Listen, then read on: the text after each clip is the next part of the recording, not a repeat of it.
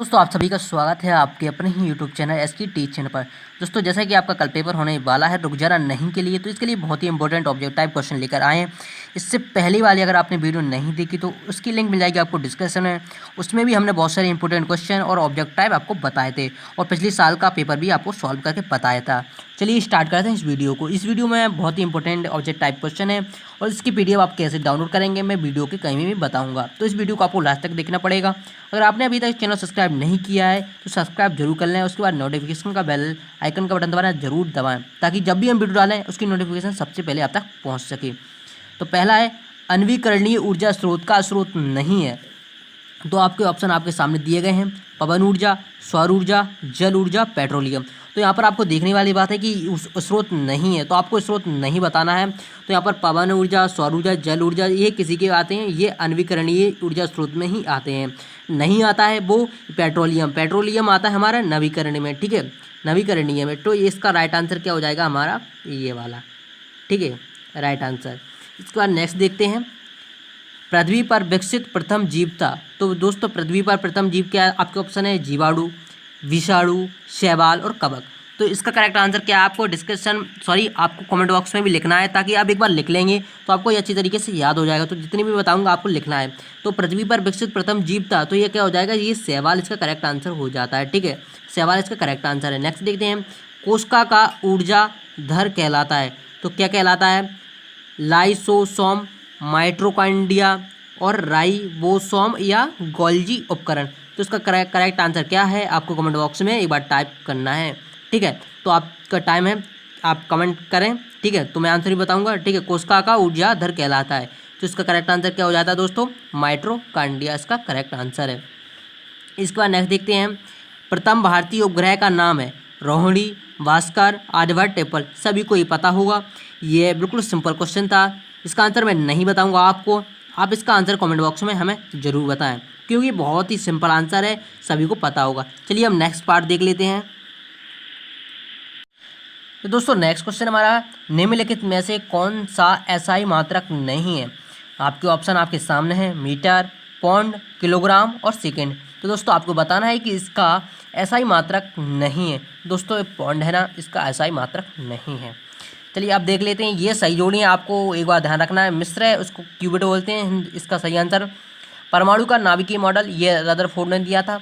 अभ्रक, ये विद्युतरोधी तार है, आप सभी को पता है अभ्रक, ठीक है, विद्युतरोधी तार बोलते हैं इसे। सप्तऋषि, ये क्या है, तारामंडल, एक काफी बार पूछा गया। और नाग कैसा हमारा, ये संवेदी अंग है।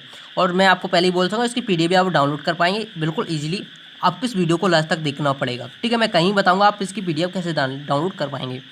एक बार में उत्तर देना है, ठीक है। भौतिक राशि क्या है, बहुत ही इंपॉर्टेंट है, कई बार पूछा गया। तो ऐसी राशियाँ जिन्हें हम माप सकते हैं भौतिक राशियाँ कहलाती हैं। क्या होते हैं हम, भौतिक राशियाँ जिन्हें हम माप सकते हैं हम क्या बोलते हैं, भौतिक राशियाँ बोलते हैं। तो सीएनजी का पूरा नाम क्या है, तो आप कंप्रेस्ड नेचुरल गैस भी बोल सकते हैं, हिंदी में लिख सकते हैं हम संपीड़ित प्राकृतिक गैस, इंग्लिश में आप ये बात लिख सकते हैं, हिंदी में ये लिख सकते हैं।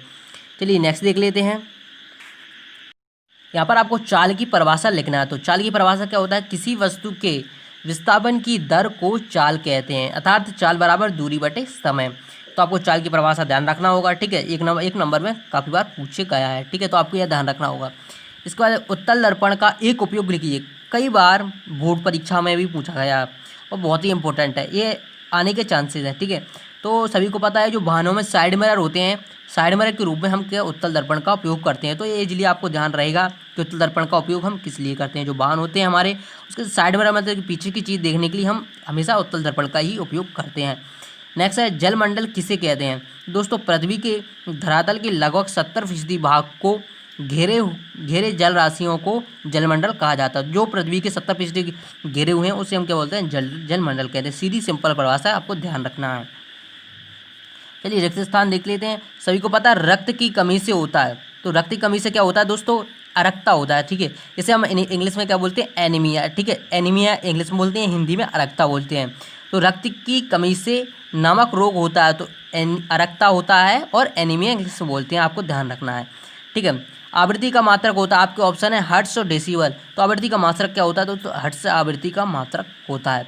इसके बाद नेक्स्ट है, मूल मात्रकों से उत्पन्न मात्रक कहलाते हैं। तो कैसे मात्रक कहलाते हैं, व्युत्पन्न मात्रक कहलाते हैं या फिर त्वरण मात्रक कहलाते हैं। तो दोस्तों इसका आंसर करेक्ट क्या है? इसका आंसर है व्युत्पन्न मात्रक कहलाते हैं। ठीक है, नेक्स्ट हमारा ऊष्मा उत्सर्जित करने वाली अपकी कहलाती है। तो आप सभी को पता है, बिल्कुल इजी क्वेश्चन है, सभी को पता होगा कि जो उत्सर्जित करते हैं उससे हम क्या बोलते हैं। आपका ऑप्शन है ऊष्मा शोषी और ऊष्मा क्षेपी। तो जो उत्सर्जित करती है हम उसे बोलते हैं ऊष्मा क्षेपी, जो ग्रहण करती है उसे हम ऊष्मा शोषी बोलते हैं। इसका करेक्ट आंसर क्या हो जाता है? ऊष्मा क्षेपी इसका करेक्ट आंसर है। चलिए नेक्स्ट देख लेते हैं। डाउटनेट पर होगा अब आपके सभी मैथ, केमिस्ट्री, फिजिक्स और बायोलॉजी डाउट का सफाया। बस अपने क्वेश्चन की फोटो कीजिए और उसे क्रॉप कीजिए। पाइए मात्र 3 सेकंड में उसका वीडियो सॉल्यूशन। क्लास 6 से 12 से लेकर नीट, IIT, GMAS और एडवांस के लेवल तक आज ही डाउनलोड करें डाउटनेट ऐप। तो ये नेक्स्ट लास्ट है हमारा, ऋणात्मक त्वरण को कहते हैं। तो मंदन विस्थापन आपके ऑप्शन है। अब बात करते हैं आप इसकी PDF कैसे डाउनलोड करेंगे दोस्तों। तो PDF डाउनलोड करने के लिए आपको डिस्क्रिप्शन में एक लिंक मिलेगी, वहाँ से आप इस PDF को इजीली डाउनलोड कर पाएंगे। तो इसका आंसर आपको बताना है, क्या है इसका आंसर, ठीक कमेंट बॉक्स में। और ऋणात्मक त्वरण को क्या कहते हैं दोस्तों? इसका आंसर है मंदन। एक बार आप टाइप भी कर लेना और इसकी PDF आपको लिंक मिल जाएगी डिस्क्रिप्शन में, आप वहाँ से डाउनलोड कर पाएंगे। अगर आपने अभी तक चैनल सब्सक्राइब नहीं किया, चैनल सब्सक्राइब जरूर करें। चलिए मिलते हैं नेक्स्ट वीडियो के साथ। धन्यवाद दोस्तों।